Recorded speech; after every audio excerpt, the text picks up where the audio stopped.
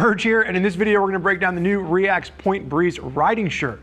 So this is falling right in line with the other riding shirts we've seen from REAX. So think Fairmont, think Bridger, as well as the new Whitman. Each one has a bit of a different style to it, as well as it's aimed at a bit of a different seasonality. So when we're looking at the Point Breeze riding shirt, this is going to be aimed at riders looking for riding throughout the summer months. This is a full mesh chassis, so very breathable, lightweight design aimed at summer riding. And from a pricing standpoint, it's going to be right in line with all the other riding shirts. This is coming in around that $200 price point. And if you're trying to figure out where this really falls in the world of motorcycling apparel, while it looks and is styled to be a motorcycle shirt, think of it as a lightweight mesh jacket. That's really what we're getting at from a protection standpoint. All of the REAX riding shirts are utilizing CE Level 2 armor, and we're now seeing that armor redesigned a little bit for a bit more comfort. We'll talk about that in just a minute.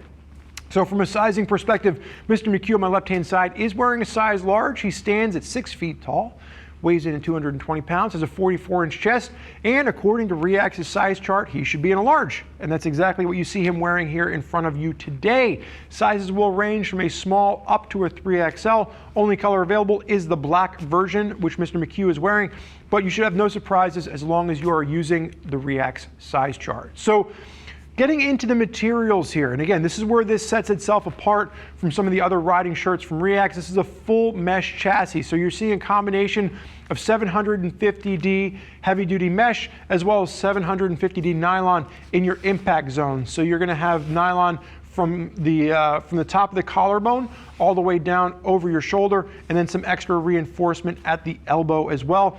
Behind each of those impact zones, you're also going to have 140-gram aramid knit material.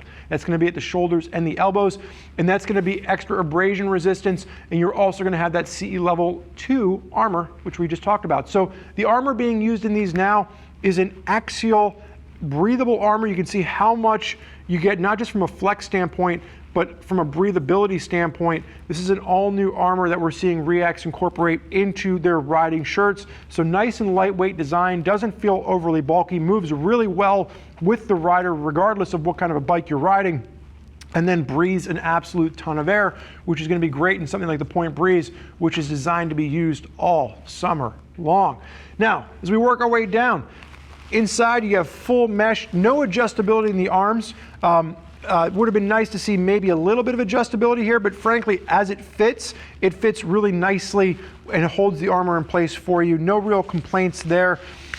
Snap design, very just basic snap design here. You do have an extra snap up in the top if you want to roll this back.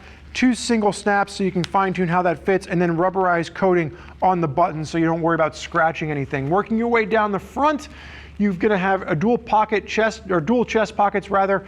And then as you work your way down, the final snap button here is actually not a button at all. It's on the inside, so you don't worry about scratching the tank. And then again, rubberized buttons as you work your way up the shirt. So if you are in more of a full tuck position, you're not worrying about scratching any of the paint surfaces.